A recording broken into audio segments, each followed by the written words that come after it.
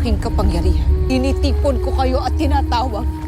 Dinggin ninyo ang pagsusumamo ng isang sanggring na una nang namahala sa inyo.